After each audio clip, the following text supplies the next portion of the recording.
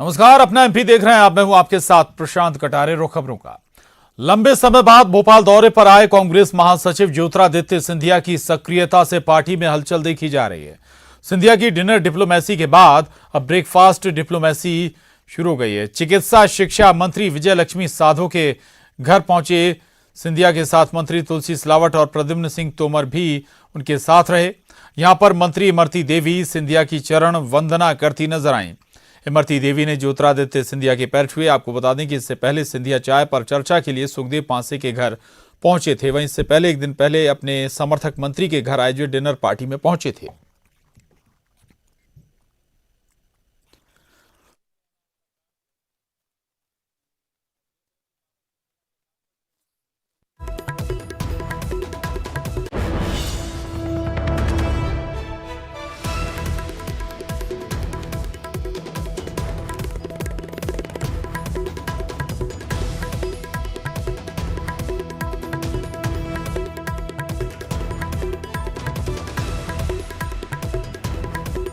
तो विजय लक्ष्मी साधो के घर पहुंचे ज्योतिरादित्य सिंधिया। आपको बता दें, ज्योतिरादित्य सिंधिया के साथ मंत्री तुलसी सिलावट और प्रद्युम्न सिंह तोमर भी साथ में रहे। यहां पर मंत्री इमरती देवी सिंधिया की चरण वंदना करती हुई नजर आई। ये 3 तस्वीरें आपके टीवी स्क्रीन पर। डिनर डिप्लोमेसी के बाद अब ब्रेकफास्ट डिप्लोमेसी पर हैं ज्योतिरादित्य सिंधिया। चाय पर चर्चा कर रहे हैं और विजय लक्ष्मी साधो के आवास पर वो पहुंचे उनसे मुलाकात करने के लिए। उनके साथ तुलसी सिलावट भी साथ में मौजूद थे, स्वास्थ्य मंत्री। और ये 3 तस्वीरें इस वक्त आप देख रहे हैं। लगातार मंत्रियों से मुलाकात कर रहे हैं ज्योतिरादित्य सिंधिया।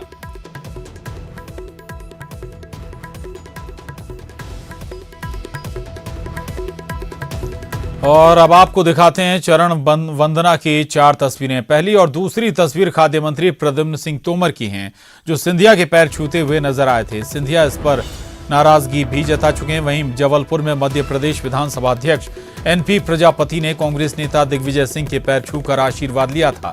वहीं गुरु नानक जयंती पर देवास नगर निगम कमिश्नर संजना जैन भी मंत्री सज्जन सिंह वर्मा के पैर छूते नजर आई थी। ये 4 तस्वीरें आपकी टीवी स्क्रीन पर। चरण वंदना से जुड़ी ये 4 तस्वीरें हैं। ज्योतिरादित्य सिंधिया के चरण जहां प्रद्युम्न सिंह तोमर छूते हुए नजर आए थे, वहीं एक जगह दिग्विजय सिंह के चरण छूते हुए विधानसभा अध्यक्ष एनपी प्रजापति नजर आए थे।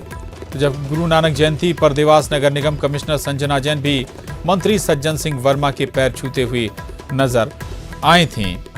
और आपको यह भी बता दें कि आज जब विजय लक्ष्मी साधो के घर पहुंचे ज्योतिरादित्य सिंधिया, तब इमरती देवी ने पैर छूकर आशीर्वाद लिया ज्योतिरादित्य सिंधिया से।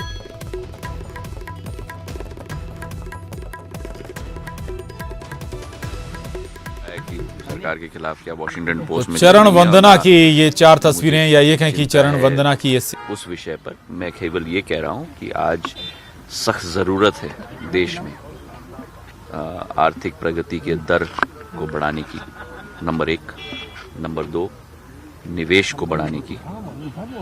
नंबर 3, महंगाई पर काबू पाने की। नंबर 4, बेरोजगारी को समाप्त करने की। और चारों मुद्दों पर आज बड़ी चिंताजनक स्थिति देश में है, जो शायद पिछले 25-30 साल में नहीं रही हो।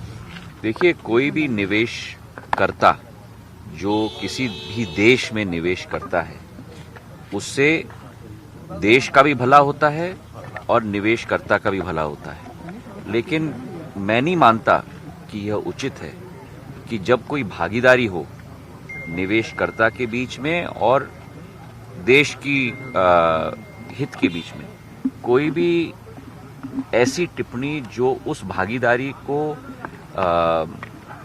छोटा करे या उसे कम करने की कोशिश करे, मैं नहीं मानता कि ये उचित है। और बड़ा दुर्भाग्य है कि ऐसी टिप्पणी की गई, क्योंकि आज देश में निवेश की, जैसे मैंने कहा, सख्त जरूरत है। और हमें निवेश के लिए पूरे विश्व में हर देश निवेश के लिए लाल कारपेट लगा रहा है। और अगर हमारे देश में हम ऐसे टिप्पणी करें तो इससे निवेशकर्ता में तो ऊर्जा नहीं आने वाली। वैसे भी देश के अंदर जितने भी उद्योगपति हैं उनकी ऊर्जा निवेश करने के लिए तो समाप्ति पड़ी हो गई है। तो आज जरूरत है कि निवेशकर्ता को हम लोग आकर्षित करें। और ये अंतर्राष्ट्रीय जगत में जो स्थिति है वही देश के अंदर स्थिति है। राज्यों के बीच में प्रतिस्पर्धा है, हर राज्य के बीच में प्रतिस्पर्धा है कि आप उस राज्य में मत निवेश करो, आप हमारे यहाँ आओ। और उस वातावरण में आप अगर इसी उदाहरण के साथ मैं आपको समझाना चाहता हूं कि अगर किसी राज्य ने ये टिप्पणी कर दी किसी निवेशकर्ता पे, तो कितने और राज्य हैं उनको पकड़ने के लिए कि आप वहां छोड़ो, आप यहां आ जाओ। वैसे ही अंतर्राष्ट्रीय स्तर पर है, जहां हम लोगों को सख्त जरूरत है निवेश के लिए, वहां अगर ऐसी टिप्पणी करेंगे हम तो देश का भला थोड़ी है। सर, सरकार के लिए क्या अब लोग सुझाव दें कि किस तरीके से प्रदेश का विकास होगा? आपका भी कोई सुझाव है प्रदेश सरकार के लिए कि कैसे आने वाले दिनों में? मुझे अभी पूछा नहीं, मुझे सुझाव देने के लिए पूछा नहीं गया है। जब पूछा जाएगा तब जरूर मैं दूंगा। लेकिन सर, कैसे बदले मध्य प्रदेश? आपकी जिम्मेदारी है, क्योंकि आप लगातार कहते रहे। मेरे मन में और मेरे दिल में बहुत सारी विचारधारा हैं, पर जब पूछा जाएगा तब कहूंगा। सर, लेकिन किन किन क्षेत्रों में अभी जरूरत है, आपको क्या लग रहा है? क्योंकि आप लगातार मुद्दे उठाते हैं। कहता हूं कि कौन सी क्षेत्र में जरूरत नहीं है, हर क्षेत्र में जरूरत है। एक कल्पना हम लोग ने की थी और उस कल्पना के आधार पर हम लोगों को कार्य करना पड़ेगा।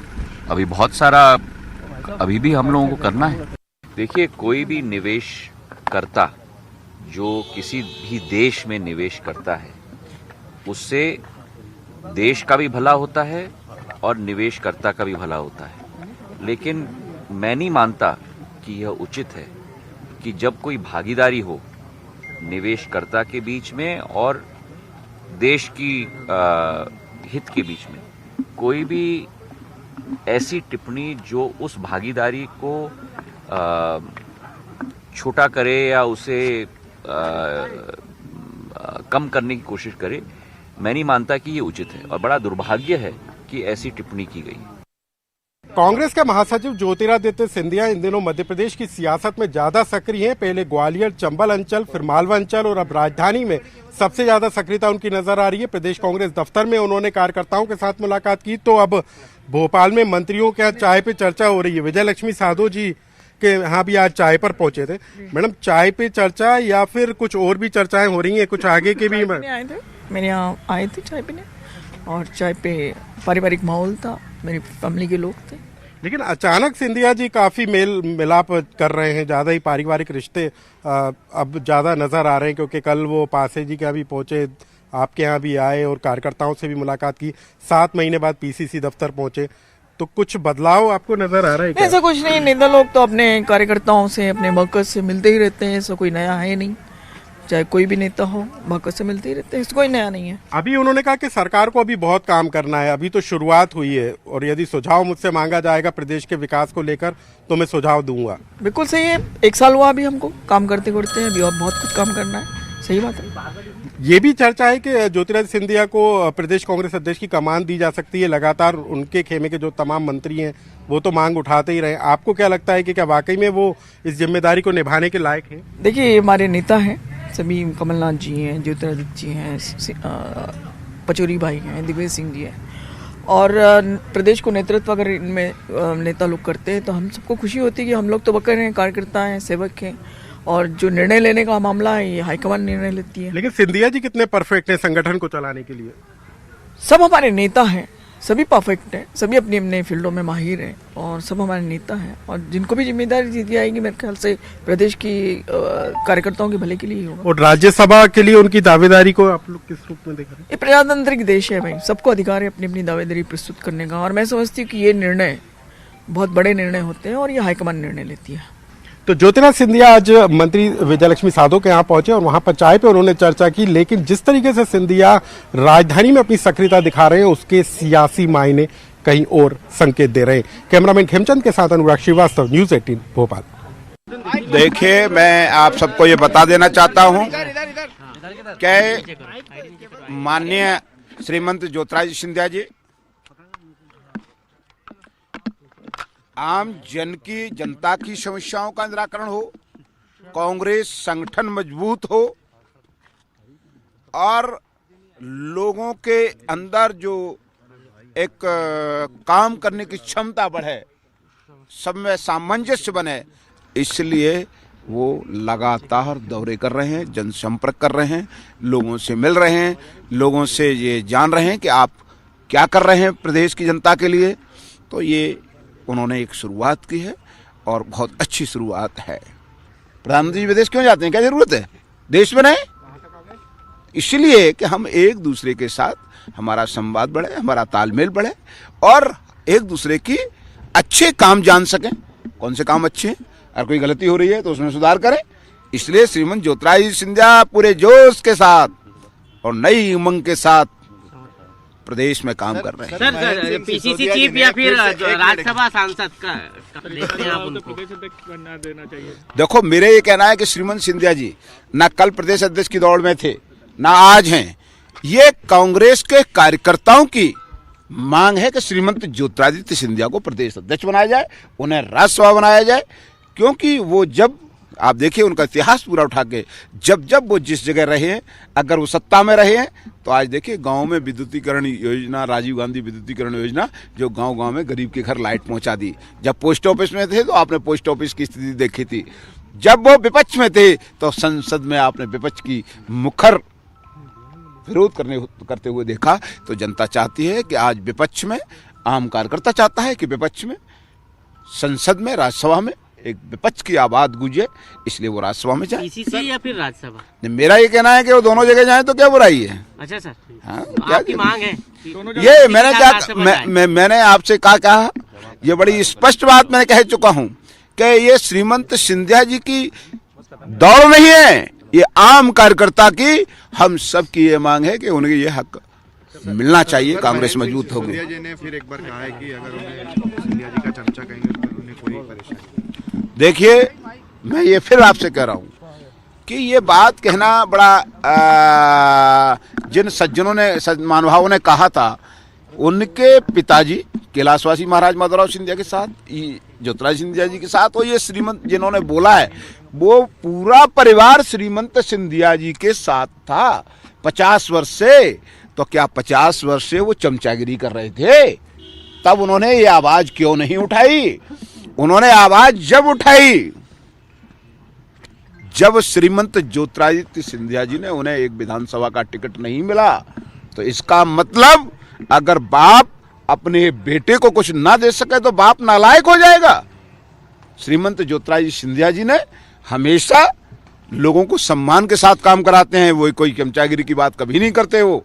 इसलिए जिन महानुभावों ने कहा है, पहले वो अपने जमीर को झांकें कि उन्होंने।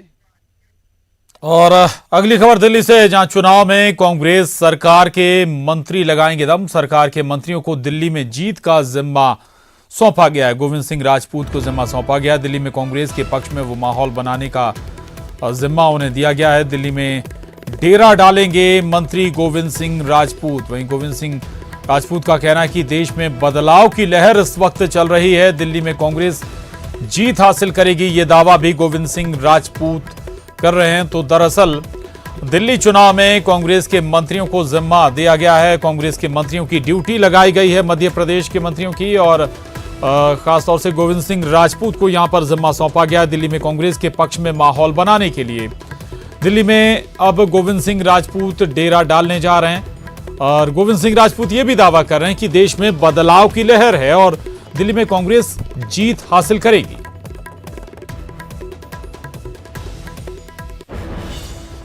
दिल्ली के चुनाव में अब मध्य प्रदेश कांग्रेस सरकार के मंत्री और स्टार प्रचारक अपना दम लगाने का काम करेंगे। प्रदेश के मंत्री गोविंद सिंह राजपूत को दिल्ली में चुनाव प्रचार और की जिम्मेदारी सौंपी गई है। आपको भी अब दिल्ली में चुनाव प्रचार में स्टार प्रचारक के तौर पर इस्तेमाल कर रही है। हाँ, कांग्रेस प्रेसिडेंट के ऑफिस से और हमारे संघ मुख्य कांग्रेस के सेक्रेटरी जनरल वेणुगोपाल जी के यहाँ से फोन आया था कि आपको दिल्ली में प्रभारी बनाया जा रहा है, तो आप क्या सहमति देंगे? तो मैंने अपनी सहमति दी है और मुझे खुशी है। इसके पहले मैं मुंबई का प्रभारी था, तो मुंबई में भी मैंने करीब 1 हफ्ते काम किया था और वहाँ से जहाँ से मैंने प्रचार किया वहाँ से 3 विधायक जीते, वो 2 सह मंत्री हैं। तो मुझे खुशी है कि मैं संगठन में जितना काम कर सकूँ उतनी मेहनत करूँगा। लेकिन पिछले चुनाव की बात करें तो कांग्रेस का परफॉर्मेंस का अच्छा नहीं रहा था। इस बार आपको लगता है कि कुछ हालात सुधरेंगे, कुछ सीटें खाते में आएंगी? देखिए, हालात तो पूरे मैं समझता हूँ देश में सुधरे हुए हैं। महाराष्ट्र की जितनी आशा थी हमको अपेक्षा से अधिक सीटें आई हैं, हरियाणा में सीटें अधिक आई हैं और झारखंड में हम सरकार में शामिल हैं। तो मुझे लगता है कि दिल्ली में भी परफॉर्मेंस अच्छी रहेगी। तो शुरुआती तौर पर जो सर्वे रिपोर्ट निकल कर आई है उसमें तो बताया जा रहा है कि आप पार्टी फिर से सरकार बनाने जा रही है। तो क्या कांग्रेस के लिए आप चुनौती है या बीजेपी? आप चुनौती है बीजेपी मुझे नहीं मालूम, पर हम जानते हैं कि हमारी कांग्रेस पार्टी की सीट में इजाफा होगा और हम अच्छी सीट लेकर वहाँ आएंगे। क्या प्रदेश सरकार की योजनाओं या 1 साल के कार्यकाल को हम दिल्ली में पेश कराएंगे, वहाँ की जनता को बताएंगे? देखिए, सारा देश में इस समय बदलाव की लहर है और कांग्रेस की तरफ लोग बड़ी आशावादी निगाहों से देख रहे हैं। आप खुद देख रहे हैं कि जो अपेक्षा हम रखते हैं, अपेक्षा से अधिक अच्छे परिणाम हमारे आ रहे हैं। तो दिल्ली की जनता बहुत समझदार है, तो कांग्रेस के लिए इस बार अधिक सीट देगी। तो दिल्ली में होने वाले चुनाव में मध्य प्रदेश सरकार के मंत्री भी दम लगाने का काम करेंगे और इसके लिए मंत्रियों को अहम जिम्मेदारी दी गई है ताकि वो दिल्ली में पहुंचकर कांग्रेस के पक्ष में माहौल बनाने का काम करें। कैमरामैन खेमचंद के साथ अनुराग श्रीवास्तव, न्यूज़ 18 भोपाल। अनुराग श्रीवास्तव हमारे साथ इस पर बात करने के लिए जुड़ गए हैं। अनुराग, दिल्ली में अगर बात करें तो कांग्रेस की हालत, चाहे आप सर्वे का भी जिक्र कर रहे थे, इसके अलावा पुराने इलेक्शन को भी अगर देखें तो बहुत अच्छी स्थिति नहीं रही थी। लेकिन गोविंद सिंह राजपूत को अगर वहां भेजा जा रहा है दिल्ली में, मध्य प्रदेश से जुड़ी बातें भी वो रखेंगे, और क्या खास वजह है कि गोविंद सिंह राजपूत के लिए दिल्ली बुलाया गया है? दिल्ली विधानसभा चुनाव में उनकी इन्वॉल्वमेंट रहेगी?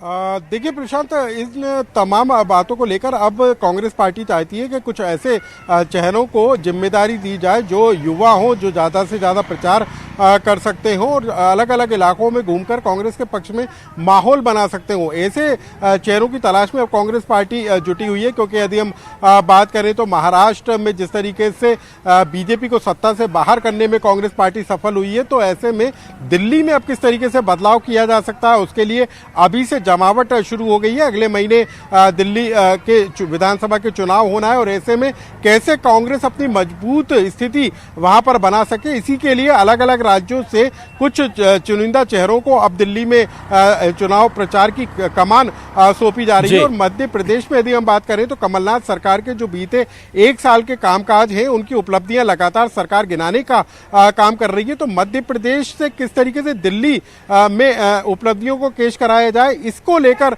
पार्टी ने जो प्रदेश के परिवहन मंत्री है गोविंद सिंह राजपूत, उनको इस बात की जिम्मेदारी दी है कि वो दिल्ली में जाकर चुनाव प्रचार की कमान संभालें और इसके अलावा किस तरीके से कांग्रेस के पक्ष में माहौल बनाया जा सकता है, इसकी जानकारी दिल्ली वासियों को दें। एक और सबसे बड़ी बात है कि मध्य प्रदेश के रीवा में जो सोलर एनर्जी पैदा हो रही है, उसी से दिल्ली मेट्रो दौड़ रही है, यानी कि जो एनर्जी मध्य प्रदेश से जा रही है उसमें दिल्ली वासियों को फायदा हो रहा है। तो निश्चित तौर पर इन तमाम मुद्दों को दिल्ली में कैसे कैश कराया जा सकता है, इसको इसी सोच के साथ कांग्रेस पार्टी ने गोविंद सिंह राजपूत को एक बड़ी जिम्मेदारी सौंपी है।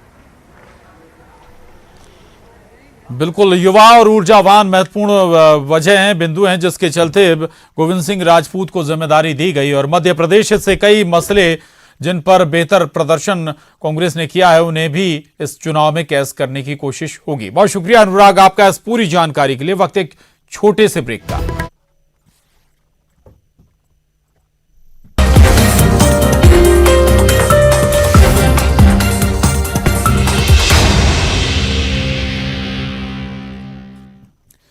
ब्रेक बाद अगली खबर का रुख कर रहे हैं। शिरडी विवाद को लेकर शिवसेना में बगावत हो गई है। शिवसेना सांसद सदाशिव लोखंडे ने विरोध में उतर आए। लोखंडे ने उद्धव ठाकरे के बयान को गलत बताया है।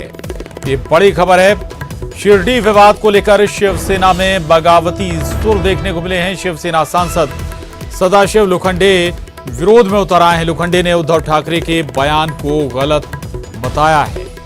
दरअसल महाराष्ट्र सरकार ने, आपको बता दें कि साईं के जन्म को दूसरी जगह बताया और उसके विकास के लिए 100 करोड़ रुपए भी दिए थे और इसके बाद ही ये पूरा विवाद शुरू हुआ। शिरडी पूरे दिन बंद रहा और शिरडी विवाद को लेकर शिवसेना में बगावत अब देखने को मिल रही है। शिवसेना सांसद सदाशिव लोखंडे विरोध में उतरे हैं। लोखंडे ने उद्धव ठाकरे के बयान को गलत बताया है। तो साईं के जन्म स्थान को लेकर यह पूरा विवाद है और दूसरी जगह को, शिरडी से हटकर दूसरी जगह को 100 करोड़ रुपए वहां के विकास के लिए दिए गए हैं। दावा यह किया गया है कि यहीं पर साईं का जन्म हुआ था। और अब अगली खबर का रुख कर रहे हैं। अगली खबर, मध्य प्रदेश में सत्ता बदलते ही कांग्रेस और बीजेपी के बीच सोशल वॉर तेज हो गया है। बीजेपी को टक्कर देने के लिए कांग्रेस ने अपनी सोशल ताकत को तेजी से बढ़ाया है। अगर कांग्रेस की सोशल ताकत इसी तरह बढ़ती रही तो वो दिन दूर नहीं जब कांग्रेस बीजेपी को पटखनी दे देगी।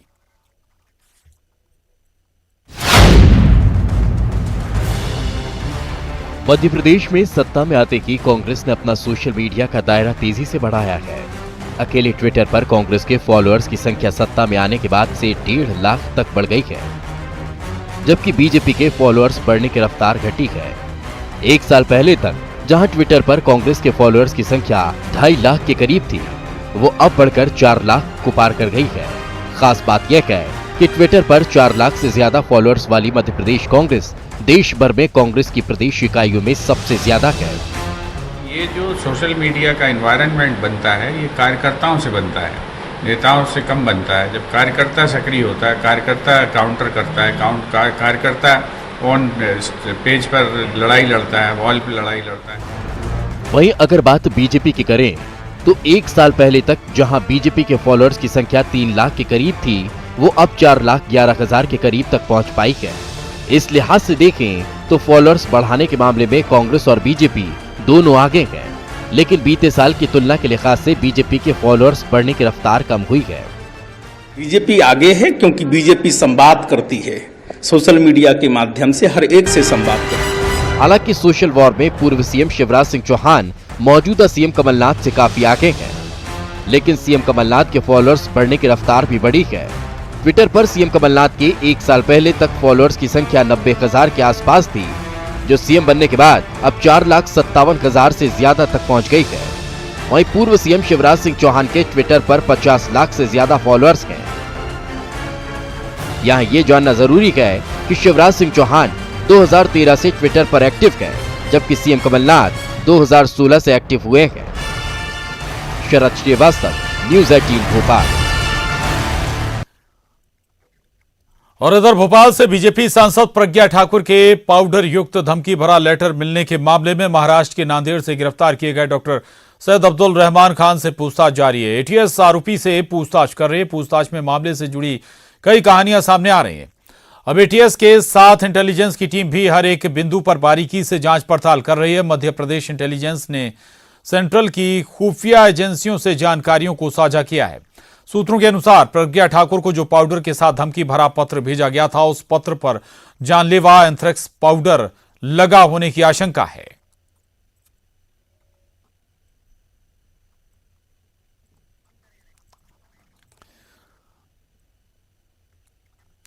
बहरहाल बुलेटिन में बस इतना ही। खबरों का सिलसिला जारी है।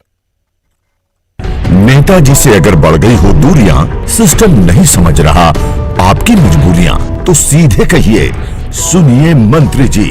इस रविवार आपके सवालों के जवाब देंगे स्कूल शिक्षा मंत्री प्रभुराम चौधरी।